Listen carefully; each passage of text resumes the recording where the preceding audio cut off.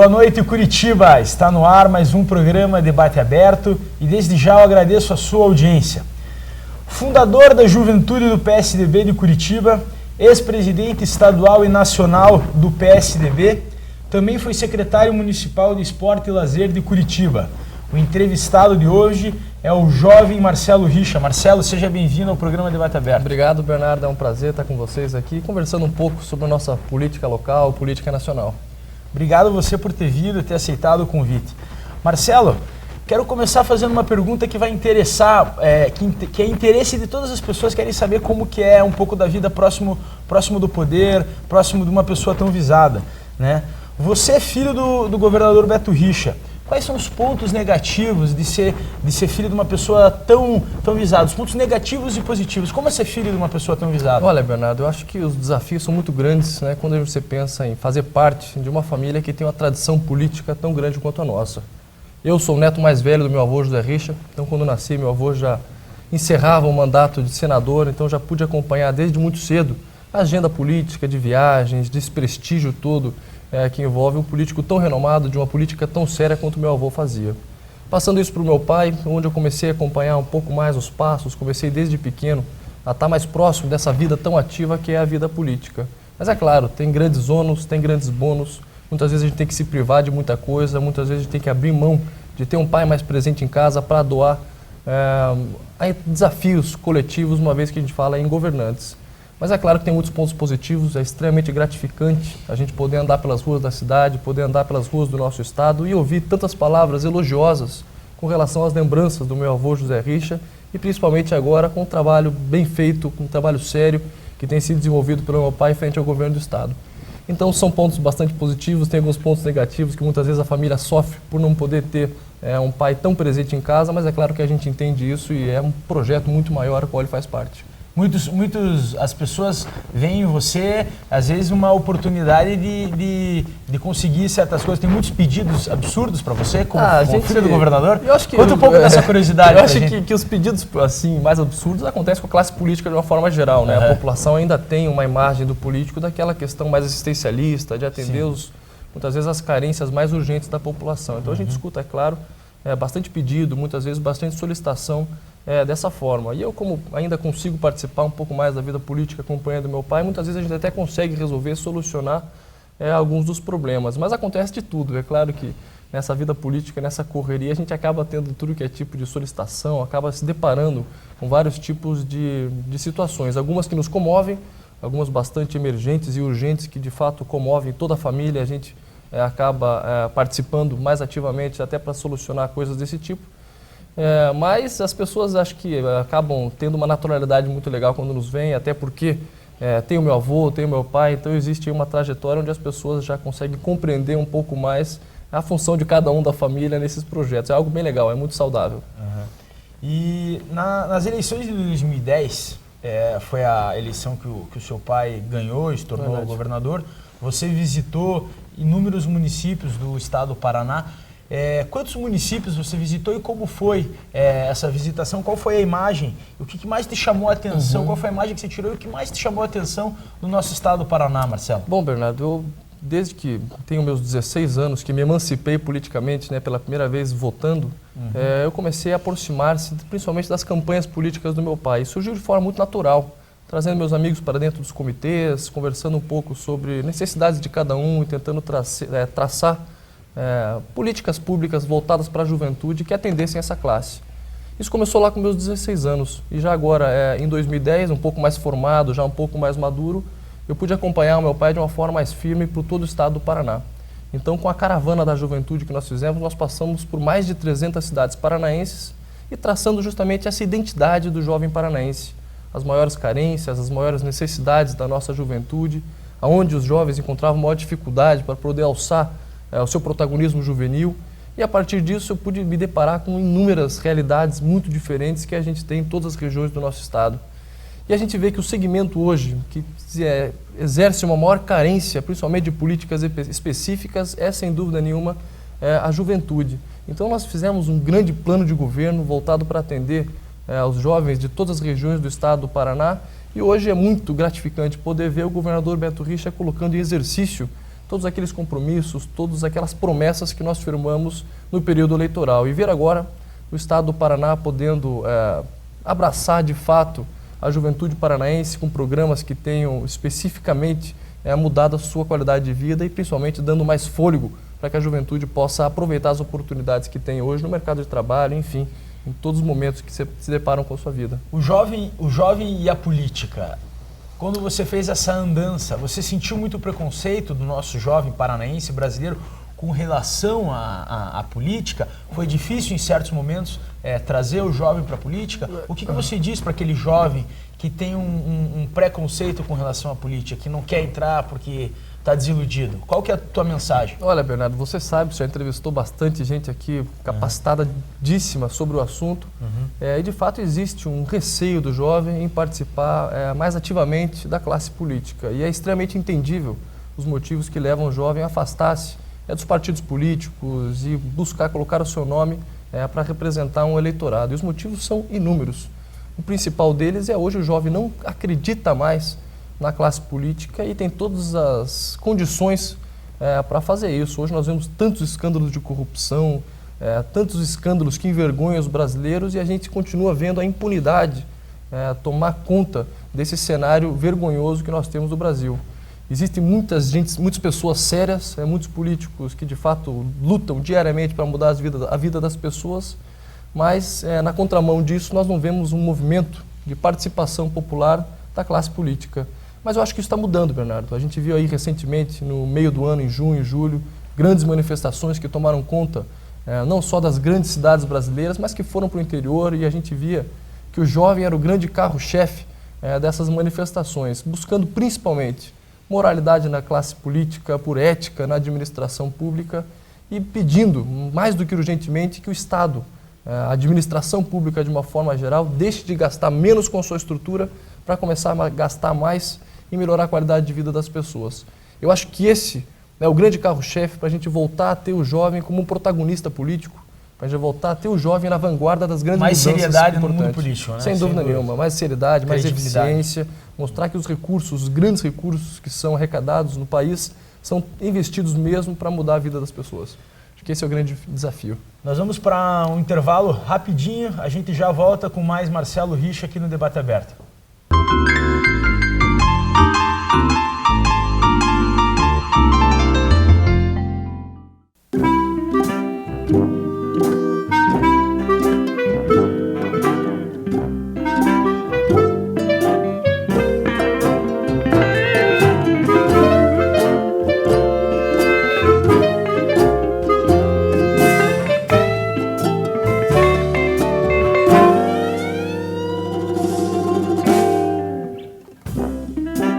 Palladium, completa a sua vida.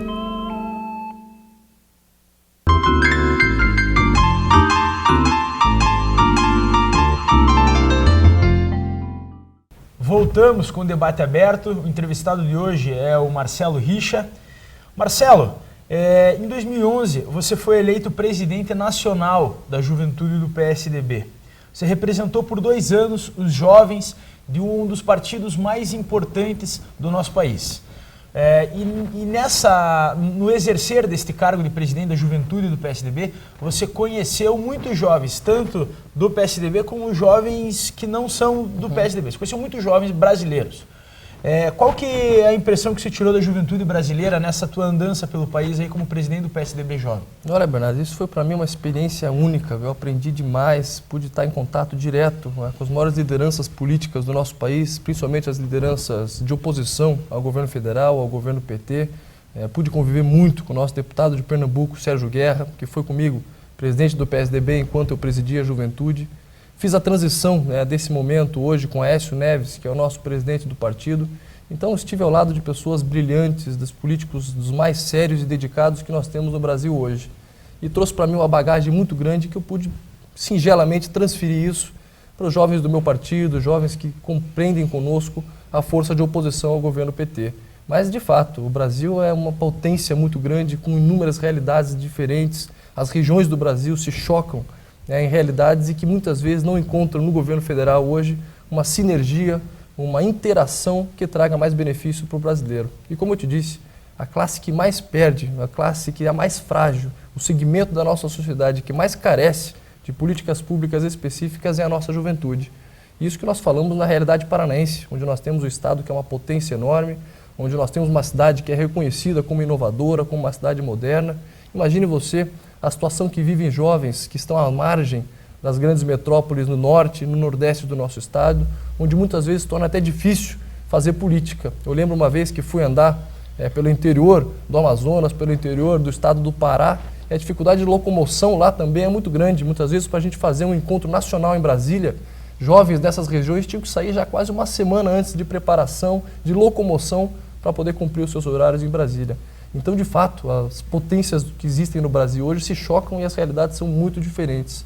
Se torna até difícil fazer política. Mas o que mais me chocou, eu acho que o que é mais alarmante, é ver como a juventude hoje brasileira não encontra em nenhuma esfera de governo governantes aptos a atenderem os seus apelos, a atenderem as suas angústias e que possam transformar isso numa gestão moderna, em benefícios que tragam a esse jovem uma condição mais clara de um futuro digno, uma condição mais clara de uma sociedade mais justa, mas principalmente índices iniciais que dão para nós uma esperança nas próximas gerações, que são investimentos sérios em educação, em cursos de capacitação, que preparem o nosso jovem para o mercado de trabalho, mas que principalmente essa preparação seja consciente do papel que esse jovem deve exercer na sociedade e no futuro do nosso país.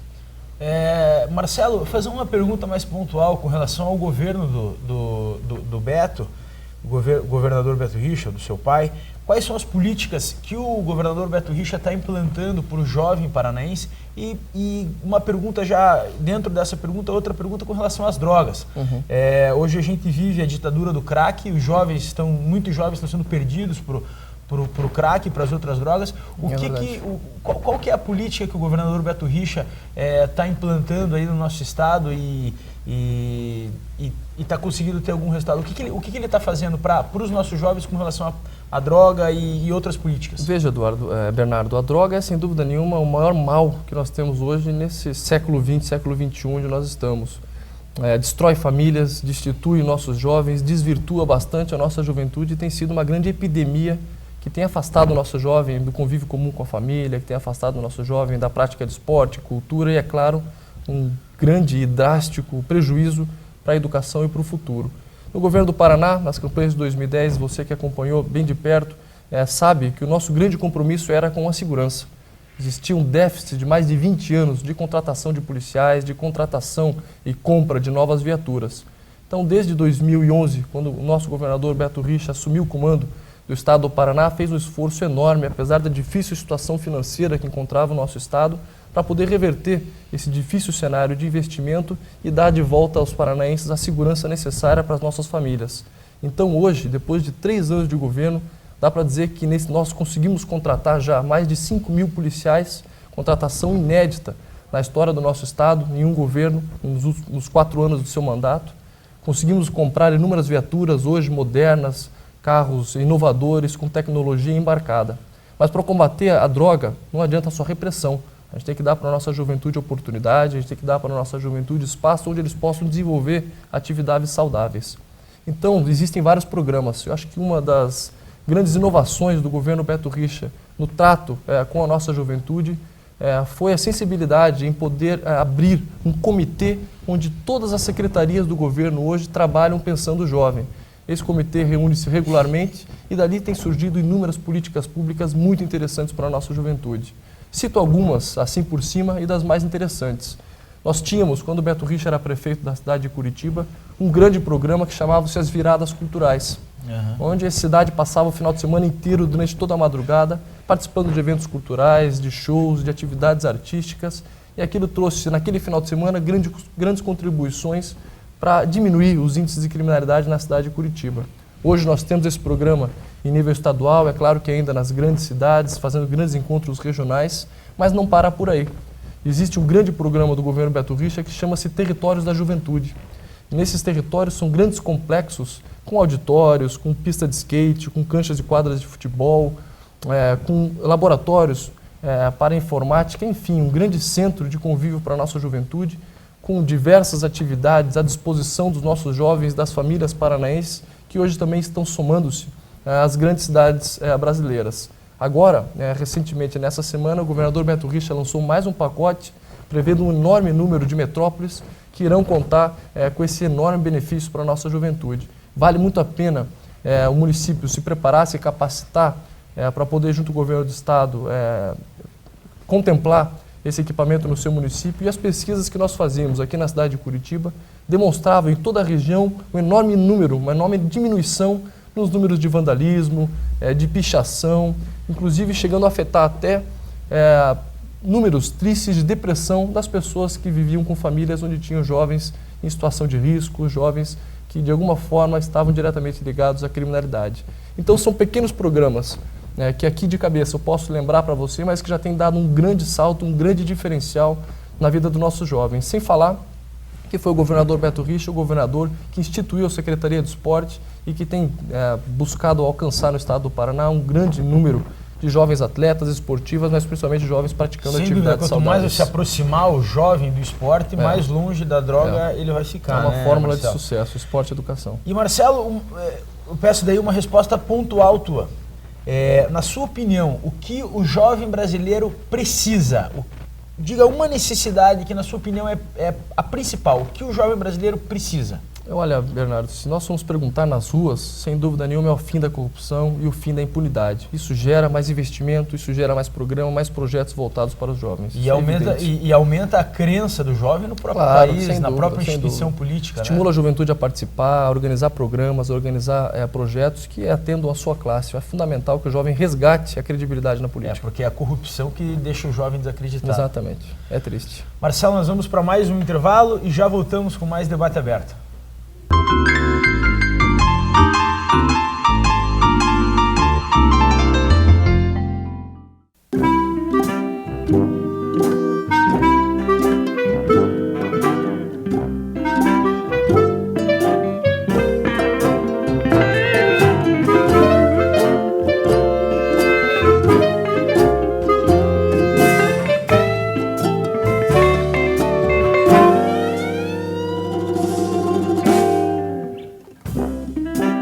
Palladium, completa sua vida.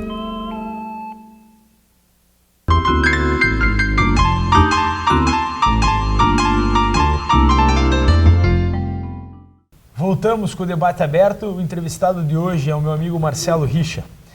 Marcelo, você já desempenha um papel muito importante na vida política do teu pai. Você tem uma atividade muito intensa nas eleições e durante agora o próprio governo você participa toda a parte política, você está sempre à frente. Você já tem uma participação política muito grande. Você já pode ser considerado um político aqui no estado do Paraná, em Curitiba principalmente.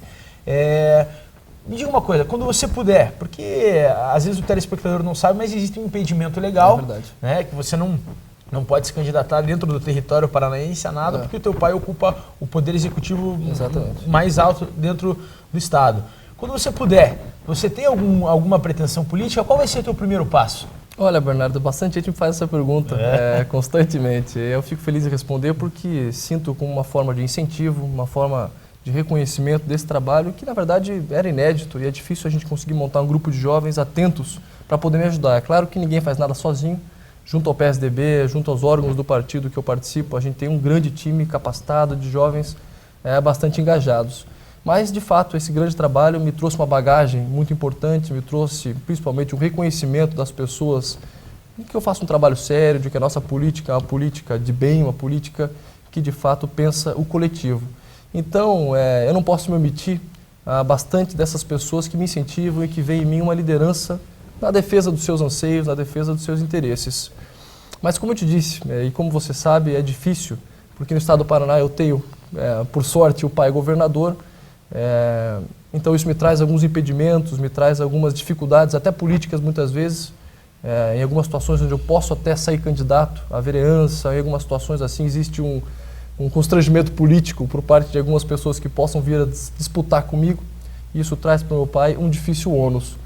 Mas eu tenho vontade de participar mais ativamente da vida pública, tenho vontade de colocar o meu nome um dia à disposição da população para poder servir como um instrumento para melhorar a vida das pessoas. Mas aí vai depender do contexto. Vai depender do contexto, dependo bastante do partido que eu estou hoje, das reuniões sistemáticas que a gente faz, traçando metas para os futuros, para próximas eleições principalmente. E depende, é claro, de toda essa conjuntura política em torno do meu pai. O meu projeto, a minha prioridade é dar continuidade ao belo trabalho que ele faz no Estado, é dar continuidade ao que ele representa politicamente para a população.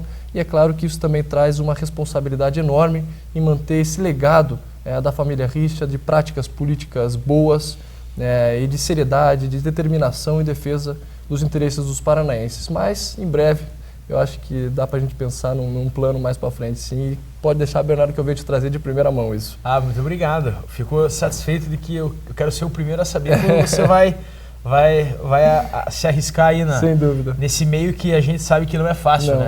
E Marcelo, como é que estão os preparativos para a eleição do ano que vem? O teu pai com certeza é candidato à reeleição. Como que o PSDB está se articulando politicamente? Como é que está a questão com o PMDB? O deputado Alexandre Cury é uma liderança do PMDB, é Beto, o Romanelli também é uma liderança, é Beto. Como é que está esse jogo político, essa articulação aí? O que vocês estão esperando e o que você acha que vai acontecer? Bom, Bernardo, é claro que o governador, pelo trabalho que tem feito, coloca o nome mais uma vez à disposição para buscar a reeleição e continuar os projetos, continuar os programas de sucesso que tem sido feito no governo do Estado, inclusive até alcançando índices inéditos em alguns programas, em algumas áreas específicas de atuação. Então, não cabe ao governador se omitir, como tem acontecido, de ser convocado pelos paranaenses a, mais uma vez, colocar o seu nome à disposição do Estado. Mas antes mesmo das articulações políticas, antes mesmo das articulações partidárias, é preciso que o governo esteja trabalhando de forma eficiente, que os programas estejam chegando na ponta, que a população esteja sentindo-se atendida pelos projetos que são elaborados pelo governo do Estado. Esse é um primeiro passo. Pesquisas de opinião pública comprovam que, de fato, esse trabalho está sendo muito bem feito, está sendo realizado de forma exemplar, não só pelo governador, mas toda a grande equipe de secretários que ele tem à sua volta. Então, cumprindo esse primeiro passo decisivo para que a gente conquiste, antes de tudo, a confiança dos paranaenses, vem a segunda etapa, que é um pouquinho mais espinhosa, de fato, que é a articulação política, que é a articulação partidária. Hoje, pela seriedade, pelo respeito que o governador conseguiu alcançar com as demais lideranças do Estado, nós temos uma grande força que tem trabalhado em prol do governo do Estado, que tem trabalhado em prol, principalmente, dos paranaenses. Então, não nos preocupa muito essa questão partidária. Como você disse, temos forças até que não estavam conosco, como é o caso do PMDB lá nas eleições, mas que hoje já tem algumas lideranças que veem o grande trabalho que tem sido feito, que acreditam no governador seja, de fato, o homem público do Estado mais preparado para dar sequência ao avanço que o Estado do Paraná vem alcançando nos últimos anos. Então, eu não tenho dúvidas de que o trabalho que está sendo feito e a forma agregadora, a forma articulada, a forma como o governador Beto Richa faz política no Estado do Paraná, vai, mais uma vez, conseguir apresentar a todos os paranaenses um projeto político claro que dê sustentação aos programas, que dê sustentação para que o governo continue batendo recorde em diversas áreas de atuação e que continue agradando a todos os paranaenses. Marcelo, quero fazer agora com você aqui um bate-pronto. Eu faço com Essa é a hora difícil do programa. Às vezes não é tão difícil. Entendi. Eu faço mais com os convidados mais jovens, que tem um discurso mais inspirador, que tem o futuro pela frente, que eu acho mais interessante fazer com esse perfil de entrevistado, né? Teve aqui o chefe do Esperandil, que agora ganhou o melhor chefe da Veja, e eu fiz o bate-pronto com ele e foi bem interessante. Quero Legal. fazer com você também. Quero que você responda para mim. Você não pode responder nem Beto Richa, nem José Richa. Tá bom. Tá? Eu quero que você diga para mim, para você, um político paranaense. Puta, nós temos vários. Do cenário paranaense. Do cenário paranaense, eu vou dar uma colher de chá para os jovens. Eu acho que nós temos hoje na Assembleia um grande número de jovens. Posso citar o Evandro Júnior, o Bernardo Carli, o Pedro Lupion. Eu acho que aí são 3 jovens onde eu vou dar essa colher de chá, porque eu acho que eles têm feito um bom trabalho e tem tudo para trazer mais honra para a classe política paranaense. Já deu 3, né? Eu vou dar 3 para colocar assim, a juventude pra não como... dar briga, né? Para não dar briga. Então tá bom. E um político brasileiro, Marcelo, do cenário nacional. Eu sou um grande fã do Aécio Neves, não escondo isso. Um político moderno, um político à frente do seu momento. E, bom, os resultados, o seu gabarito está aí à disposição da população para conhecer. Mas sem dúvida, um dos mais capacitados homens públicos do país. A experiência executiva que a gente tem dele é do governo de Minas Gerais, que teve uma aprovação absurda, né? Um avanço impressionante. Dentro do estado de Minas, né? Marcelo, você tem algum medo? Olha, Bernardo, não posso dizer que não tenho algum medo assim, mas é claro que diariamente a gente se conflita em algumas situações que nos fazem ter algum receio. Apesar da grande preparação, é sempre uma angústia muito grande saber se lá no fim nós vamos poder responder às grandes expectativas que tem em torno da gente. Então acho que esse é um receio que eu tenho, mas sem dúvida nenhuma me preparo demais e isso me estimula a me capacitar cada vez mais. Muito bom. Qual que é o teu maior sonho, Marcelo? Meu sonho é ver uma sociedade mais justa, meu sonho é ver uma sociedade mais igual, porque isso faz com que o jovem participe mais da política, e acho que é um sonho que eu tenho, pensando coletivamente. É claro que a gente tem muitos sonhos pessoais, mas nesse momento a gente tem que pensar no coletivo, e é um sonho que eu tenho muito grande de poder ver o jovem à frente da classe política, poder ver o jovem colocando modernidade na classe política e novos conceitos de gestão, para que a gente tenha um país melhor, para que a gente tenha uma América do Sul, uma América Latina mais engajada e mais contribuinte do desenvolvimento do mundo. Mas isso está acontecendo, devagarzinho está acontecendo. Está acontecendo, sem dúvida. Nós jovens estamos aí começando a tomar conta. Essa geração tem dado contribuições enormes. Vamos ver como é que isso se desenrola no final. Marcelo, muito obrigado por você ter vindo aqui no Debate Aberto, por você ter atendido o meu pedido tão prontamente, tão rapidamente. Fiquei lisonjeado com a tua presença e quero te receber aqui mais vezes. Sem dúvida, Fernando. Foi um grande orgulho para mim. Sempre que convocado, pode contar com a minha presença aqui. Foi um prazer enorme poder estar aqui, até para prestigiar a tua capacidade, o teu programa, que é um exemplo para todos nós jovens. Parabéns. Muito obrigado, Marcelo. Eu quero aproveitar o programa de hoje para mandar um abraço para um telespectador que é meu amigo já de longa data, o Antônio, mais conhecido como Teco, lá do restaurante Bolonha, da família Calicete.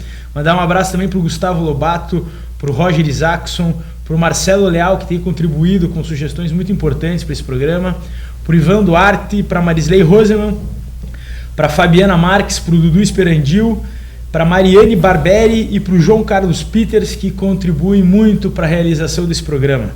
E para você que está em casa assistindo o programa Debate Aberto, muito obrigado pela audiência.